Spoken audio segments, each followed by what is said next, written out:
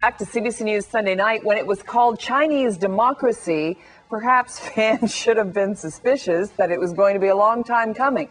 And it was. Today, after a 15-year wait, the rock and roll band Guns N' Roses has finally released its new album, but has all this time tested the patience of the band's many fans. Here's Deanna Sumanak. From the moment they burst onto the rock and roll scene, they had a big sound, some big egos, and had the big record sales to match.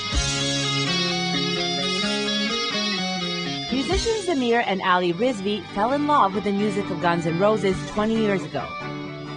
It was angry, it was rebellious, it was very honest.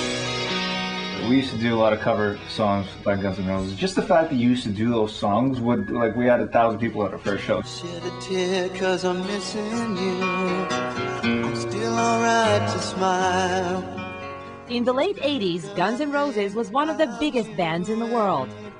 They were synonymous with the rawness of Los Angeles in the twilight hours between midnight and morning. Then the band imploded amid binges of drugs, alcohol, and rock and roll excess. Lead guitarist Slash and other band members left.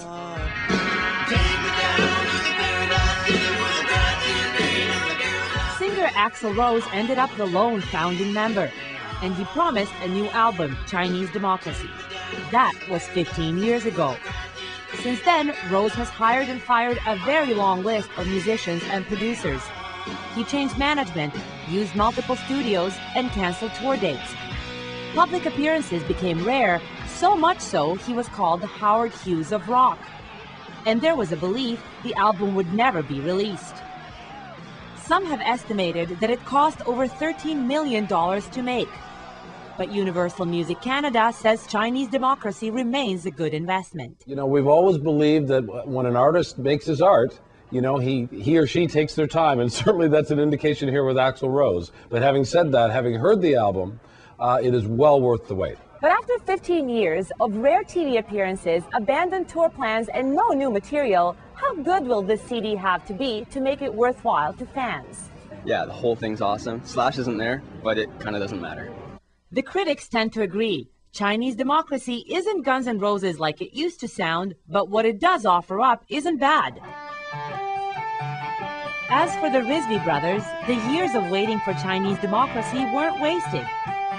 Being a fan actually makes you a more passionate musician too. Nowadays, they play more of their own tunes than GNR covers, but they say they can't forget where it all started. For CBC News, Deanna Sumanak, Toronto.